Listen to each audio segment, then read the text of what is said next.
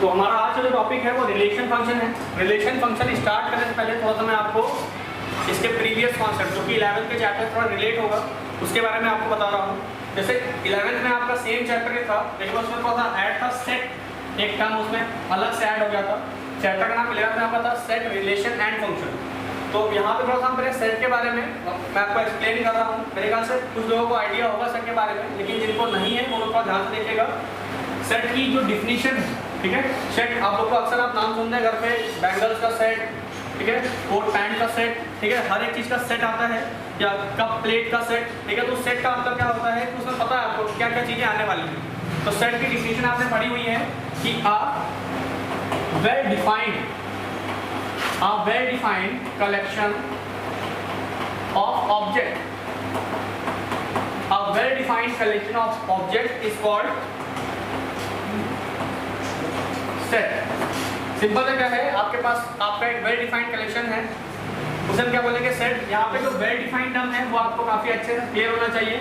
Well defined का मतलब क्या है कि आप इस बात को लेकर कॉन्फिडेंट हैं कि आपके जो सेट है उसमें कौन कौन सा एलिमेंट है और कौन कौन सा एलिमेंट नहीं है। जैसे अगर सिंपल सा मैं एक एग्जांपल लेता हूँ, एक एग्जांपल की हेल्प से मैं आपको एक्सप्लेन करता हूँ कि कौन सा सेट होगा, कौन सी सेट नहीं होगी, कौन सा स्टेटमेंट आपका सेट बनेगा, या कौन सा कलेक्शन आपका सेट होगा, कौन सा नहीं होगा।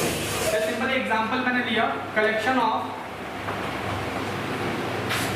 Interesting novel written by Indian writers। जैसे हमने कहा इसका आपको कलेक्शन आना है कि जो इंटरेस्टिंग नॉवेल है जो कि इंडियन राइटर्स ने लिख रखी है, उसका आप कलेक्शन लाइए कि कौन कौन सी नॉवेल्स इसमें से इंटरेस्टिंग है और कौन सी इंटरेस्टिंग नहीं है। तो यहाँ पे थोड़ा आप ध्यान दीजिएगा कि अगर आपको कलेक्शन लाने को दिया गया है तो मेरे ख्याल से बहुत सारे तो ऐसे बच्चे होंगे जिन्होंने नॉवेल्स पढ़ी नहीं होगी, बहुत सारे ऐसे बच्चे भी होंगे जिनको नॉवेल में कोई इंटरेस्ट ही नहीं है, उनको मूवी में इंटरेस्ट है। वो नॉवेल पे अगर मूवी बनती है तो मूवी देख लेंगे, नॉवेल पढ़ के अपना टाइम वेस्ट नहीं करेंगे। उनको ऐसा लगता है कि नॉवेल पढ़ने से टाइम वेस्ट होगा। तो जाहिर सी बात है इसका कलेक्शन जितने भी लोग बनाएंगे आपके क्लास में या आपके ऑल अराउंड जितने भी लोग हैं, अगर उनसे मैं ये कलेक्शन बनाने को कहता हूँ सबका कलेक्शन डिफरेंट आएगा। तो अगर सबका कलेक्शन डिफरेंट आता है इसका मतलब क्या है, ये वेल डिफाइंड नहीं है। तो सिंपल सी बात है, ऐसा कलेक्शन ही वेल डिफाइंड होगा जो कि जो सबका क्या बने, सेम बने। जैसे अगर यही मैं कह रहा था collection of novels written by Chetan Bhagat, बोल दो चेतन भगत या मुंशी प्रेमचंद या कोई भी आप राइटर का नाम ले लो, कि मैंने क्या किया, उनके नॉवेल्स का कलेक्शन आना है जो चेतन भगत ने या मुंशी प्रेमचंद ने राइट की है। तो सिंपल सी बात है, अगर चेतन भगत के जितने उन्होंने नॉवेल्स लिखी हुई हैं आप विकीपीडिया में डालेंगे, सारे नॉवेल्स के नेम आ जाएंगे और सारे लोग उसी का कलेक्शन बनाएंगे। मतलब क्या है कि ये कैसा है, ये वेल डिफाइंड, ऊपर वाला कैसा है, वेल डिफाइंड नहीं है। जैसे मैं कहूँ collection of good student in your class, तो जाहिर सी बात है अगर मैं आपसे कहता हूँ कि आपको कलेक्शन बनाना है आपके क्लास में जो अच्छे बच्चे हैं उनका, गुड स्टूडेंट का जो पढ़ने में अच्छे हैं, ठीक है, उनका कलेक्शन आपको बनाना है। तो जाहिर सी बात है सबसे पहले आप अपने आप को खराब नहीं बताएंगे, तो सबसे पहले आप अपना नाम लिखेंगे, ठीक है। फिर आप वो देखेंगे आपका बेस्ट फ्रेंड कौन है, आप उसका नाम लिखेंगे। तो अगर आप ऐसा कर रहे हैं तो ऐसे सब लोग ऐसा ही करेंगे। हो सकता है कोई आपका फ्रेंड नहीं है तो वो आपका नाम नहीं लिखेगा, आप उसका नाम नहीं लिखेंगे, तो वो भी क्या होगा, वेल डिफाइंड कलेक्शन नहीं होगा। तो सिमिलरली ध्यान रखिएगा, जब भी कोई क्वालिटी बताना टर्म आएगा, जैसे यहाँ पे देखिए इंटरेस्टिंग जो है वो क्या बता रहा है, नॉवेल की क्वालिटी बता रहा है। मैंने गुड कहा, गुड क्या है, वो स्टूडेंट की क्वालिटी बता रहा है। तो वो जब क्वालिटी बताने वाले टर्म किसी कलेक्शन में आ जाएंगे, क्वालिटी बताने वाले टर्म अगर किसी कलेक्शन में होंगे तो वो इंटरेस्टिंग नहीं, मतलब वो वेल डिफाइंड नहीं हो सकता है। और अगर वो वेल डिफाइंड नहीं तो वो सेट भी नहीं होगा, ठीक है। तो मेरे ख्याल से सेट का कॉन्सेप्ट आपको यहाँ पे क्लियर हुआ होगा। ये थोड़ा सा 11 का कॉन्सेप्ट है, ठीक है। अगर आपको इस पे और अपना परफेक्शन करना है तो 11 की आप बुक उठाइएगा। एनसीईआरटी का 1.1 में आपको कई सारे एग्जाम्पल्स दिए हुए हैं, उनमें आपसे सिंपल यही पूछा गया है कि आप इसमें से बताइए कौन सा सेट है कौन सा नहीं है। वो आप कर सकते हैं आराम से। सेट के बाद थोड़ा सा बात करते हैं कि जब भी हम किसी चीज का पढ़ते हैं, जैसे अगर आप लोअर क्लासेस की बात करें, लोअर क्लासेस में आप जब सबसे पहले आप नर्सरी में आपका एडमिशन हुआ था या प्ले ग्रुप में जहाँ पे भी आपका एडमिशन हुआ था, आपने सबसे पहले अल्फाबेट्स को बोलना सीखा था। और जब अल्फाबेट को आप प्रोनाउंसिएट करना सीख गए थे उसके बाद हमने बात की थी कि अल्फाबेट्स को राइट कैसे करते हैं। तो अभी हमने क्या हुआ, सेट के बारे में सीख लिया। सेट क्या है वो पहचान लेंगे। सेट कैसे पहचानेंगे, इस वेल डिफाइंड वाले टर्म से हम सेट बता लेंगे कि सेट क्या है क्या नहीं है। लेकिन अब इसको हमको लिखना सीखना है, तो सेट को राइट करने के, तो ध्यान दीजिएगा, जो सेट है उसको राइट करने के हमारे पास दो तरीके हैं, ठीक है। दो तरीके में आपका एक फॉर्म है रोस्टर फॉर्म, एक आपका है set builder form. Roster form को हम टैबुलर फॉर्म भी बोलते हैं, और वो जो सेट वेक्टर फॉर्म है उसे हम डिस्क्रिप्शन मेथड ही बोलते हैं। ठीक है, तो अभी देखते हैं कि सेट को हम रोस्टर फॉर्म में और सेट वेक्टर फॉर्म में कैसे राइट करते हैं। ठीक, जैसे सपोज कर लो मैंने आपसे कहा कि अब मैं एक सेट ही ले रहा हूं सिंपल। ठीक है, अब मैं नॉन सेट की बात नहीं करूंगा, जो सेट हमने उन्हीं की बात करूंगा। हमने एक सेट बनाया, ठीक है, ए, हमने उस सेट का नाम कर दिया है ए। जनरली एक बात ये भी ध्यान रखिएगा, जब भी हम सेट की बात करते हैं तो सेट को जनरली हम कैपिटल लेटर से रिप्रेजेंट करते हैं, कैपिटल अल्फाबेट से रिप्रेजेंट करते हैं। और यहाँ पे मैं सेट ए ऐसा बना रहा हूँ, collection of natural number between 2 and 12। हमने क्या कहा कि आपको कलेक्शन आना है नेचुरल नंबर्स का जो कि 2 और 12 के बीच में लाई कर रहे हैं। तो मैं देखता हूँ कि इन कलेक्शन को हम कैसे राइट करेंगे।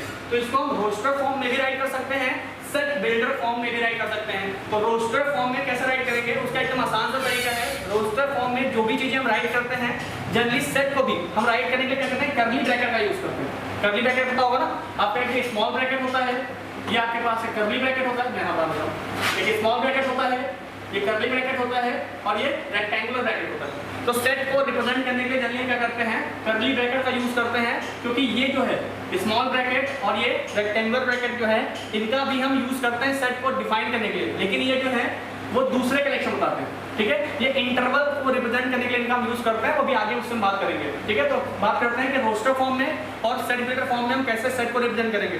अगर कोई डाउट होगा तो आप कमेंट करके बताइएगा, मैं उस चीज को अच्छे से एक्सप्लेन कर दूंगा, दोबारा कर दूंगा, क्योंकि ये 11th का टॉपिक है तो मैं थोड़ा मान के चल रहा हूँ कि आपको ये सब चीजें क्लियर होंगी।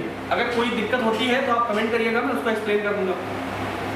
रोस्टर फॉर्म और टैबुलर फॉर्म। तो रोस्टर फॉर्म में कैसे लिखते हैं, तो सिंपली हम कर्ली ब्रैकेट का यूज करेंगे और जितने भी नंबर या जितने भी ऑब्जेक्ट जो है उस कलेक्शन में लाई कर रहे हैं उसको कॉमा से सेपरेट करते हुए राइट कर देंगे। अब हमने क्या कहा है कि नेचुरल नंबर आपको लेना है बिटवीन 2 and 12। तो 2 और 12 के बीच में जो नेचुरल नंबर्स आते हैं अपन को क्या करना है, बस कॉमा से सेपरेट करते हुए राइट कर देना है। तो इसमें आ जाएगा 3 आ जाएगा, 4, 5, 6, 7, 8, 9, 10 और 11। ये आपके क्या है, नेचुरल नंबर्स हैं बिटवीन 2 and 12। तो मेरे ख्याल से ये कलेक्शन आपको क्लियर है। रोस्टर फॉर्म में आपको क्या करना है कि जो भी आपका ऑब्जेक्ट कलेक्शन में लाई करेगा उसको कॉमा से सेपरेट करते हुए आप राइट कर देंगे। लेकिन जब आप सेट बिल्डर की फॉर्म की बात करेंगे, सेट बिल्डर का नाम देखने में क्या लिखा हुआ है, डिस्क्रिप्शन मेथड। तो इसमें आप क्या करेंगे, उस सेट को डिस्क्राइब करेंगे, उसके बारे में बताएंगे। तो उसके लिए तरीका क्या होगा कि सिंपल आप ये बताएंगे कि इस सेट में कैसे एलिमेंट लाई कर रहे हैं। ठीक है, जैसे सबसे पहला इसको बता देंगे कि इसमें एक्स टाइप में लाई कर रहे हैं, मतलब इसमें जो ऑब्जेक्ट है उसका नेचर कैसा है, एक्स टाइप का। मतलब इसमें एक ऑब्जेक्ट है, एक्स टाइप के ऑब्जेक्ट में लाई कर रहे हैं।